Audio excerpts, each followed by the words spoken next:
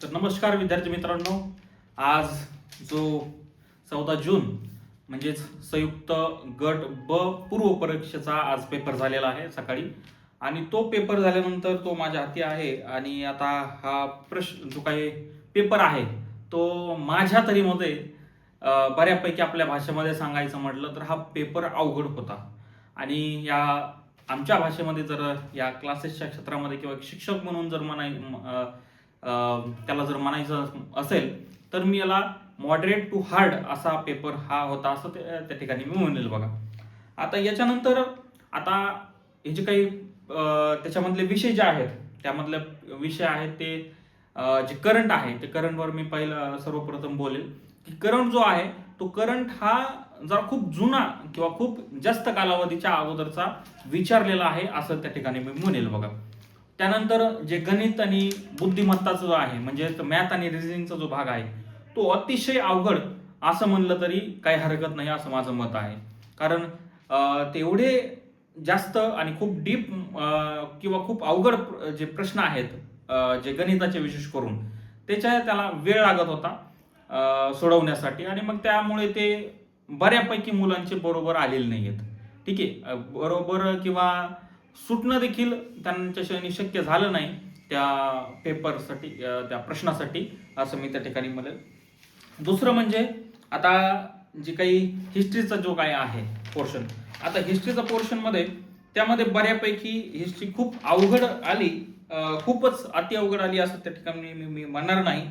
याच्यामध्ये एक प्रश्न आहे बघा, एक महत्वाचं म्हणजे आता लॉजिक कशा पद्धतीने वापरायचं ते थोडंसं सांगतो. आता एक म्हणजे महत्वाचं जे काही ॲनालिसिस आहे, आता मी ॲनालिसिस कधीच कोणत्या पेपरचं करत नाही. त्याचं कारण असं आहे की आयोगाचं जे आन्सर की असेल आणि जे क्लासवाल्यांचे ॲनालिसिस आहेत त्याच्यानंतर ते आत्ता करतात क्लासवाले किंवा आम्ही पण त्यामध्ये आलो.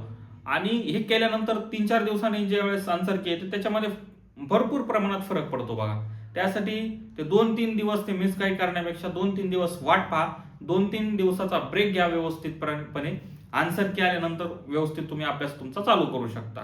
घाई गडबड करू नका आन्सर माहीत करण्यासाठी, पण त्यासाठी तुमचं थोडंसं वेगळ्या रूटला तुम्ही जाताय. ठीक आहे, आता हा जो काही हिस्ट्रीचा आहे त्याच्यावरती मी आलोय.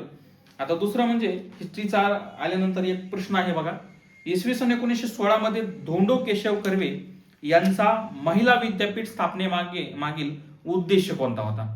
आता महिला विद्यापीठ 1916 ला स्थापन झालेला आहे महिला विद्यापीठ. ठीक आहे, आता महिला विद्यापीठ 1916 ला सुरू झालेलं बाबा. आता हे कोणी केलेलं आहे, महर्षी धोंडो केशव कर्वे यांनी सुरू केलेलं आहे. आता याच्यामध्ये 3 सब ऑप्शन विचारलेले आहेत की स्त्रियांना उच्च शिक्षण मिळणे, ब स्त्रियांना गायन कलेचे शिक्षण देणे, आणि क स्त्रियांना स्वावलंबी बनवणे. आता यात महत्वाचं म्हणजे काय, पहिलं जे आहे स्त्रियांना उच्च शिक्षण मिळणे हे तर डेफिनेटली करेक्ट असायला हवं. कारण महिला विद्यापीठ असेल तर ते साहजिकच तिथे उच्च शिक्षण मिळणार. कारण उच्च शिक्षण मिळण्याचं एक विद्यापीठ म्हणल्यावर उच्च शिक्षण तिथे त्या ठिकाणी असणारच. त्यासाठी हे तर डेफिनेटली बरोबर, एक लॉजिक लागू शकतं. जरी तुम्हाला माहित नसेल तरी उद्देश काय होते ते जरी माहित नसेल याच्यावरून ते समजेल जाईल तुम्हाला. दुसरं आहे गायन कलेचे शिक्षण. आता विद्यापीठ म्हणल्यावर गायन कलेचा संबंध तिथे थोडासा कमी होऊ शकतो बघा. आता खूप मोठं विद्यापीठ असेल तर त्यामध्ये गायन कलेसाठी एक स्वतंत्र एक ब्रांच असेल ते त्या ठिकाणी असू शकते. पण प्रत्येक विद्यापीठामध्ये ती गायनासाठी ब्रांच असेल का, तर नाही. त्यासाठी हे तिथं थोडंसं निग्लेक्ट केलं तरी चालेल आपल्याला. आणि क आहे स्त्रियांना स्वावलंबी बनवणे. आता शिक्षण जिथं घेतलं असेल तिथं स्त्रिया स्वावलंबी बनणारच. ठीक आहे, त्यासाठी मग क पण बरोबर आहे. मग अ आणि क याचं उत्तर बरोबर आहे. ठीक आहे, अशा पद्धतीने हे लॉजिकवर तुम्ही सोडू शकता. आता दुसरा प्रश्न आहे बघा, असाच मी शोधलेला, तो म्हणजे आता 31 ऑक्टोबर 1920 रोजी मुंबईत लाला लजपत राय यांच्या अध्यक्षतेखाली ऑल इंडिया ट्रेड युनियन काँग्रेसचे पहिले अधिवेशन भरले. त्या अधिवेशनाला खालीलपैकी कोण हजर नव्हते असं विचारले. जे all India trade union Congress जे आहे त्याला कोण उपस्थित नव्हतं त्या अधिवेशनाला पहिल्या ते विचारले. आता इथे डेट मेन्शन केलेली आहे 31 ऑक्टोबर 1920. आता 1920 ऐकल्यानंतर एक काही लक्षात येते तुमच्या, 1920 ला एक आंदोलन चालू होतं बघा. कोणतं आंदोलन होतं ते? असहकार आंदोलन. Very good. आता असहकार आंदोलन चालू होतं, त्याची सुरुवात कधी झाली होती? 1 ऑगस्ट 1920 ला झाली होती. मग ऑगस्टच्या नंतर ही 1 ऑक्टोबर येते आणि ह्याचा जो काही असहकार आंदोलन आहे, त्या असहकार आंदोलनाचा शेवट कधी झाला होता? 1922. जी चौरी घटना झाली त्याच्यावर 1922 ला ही हे आंदोलन बंद झालं. आता याच्यामध्ये 31 तारीख येते, 31 ऑक्टोबर 1920. तर मग थोडंसं लॉजिक लावायचं. यात ऑप्शन दिलेले आहेत: मोतीलाल नेहरू, अवंतिकाबाई गोखले, महात्मा गांधी आणि विठ्ठलभाई पटेल.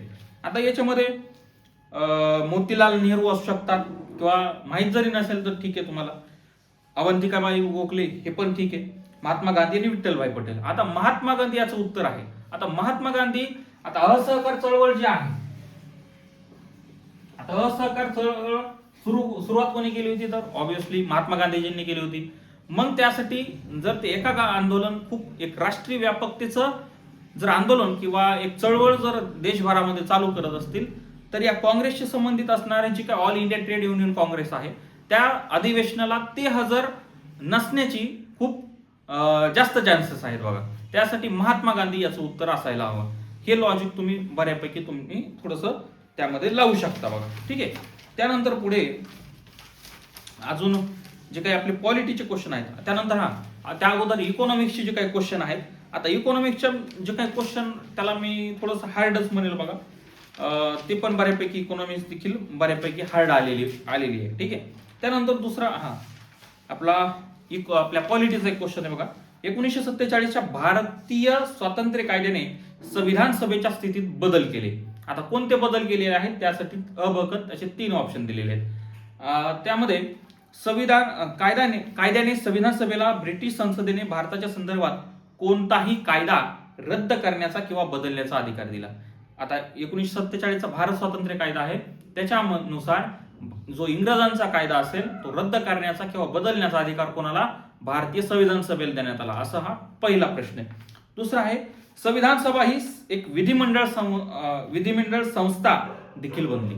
आता विधिमंडळ किंवा कायदेमंडळ असं देखील त्या ठिकाणी बनलं, असं दुसरा प्रश्न.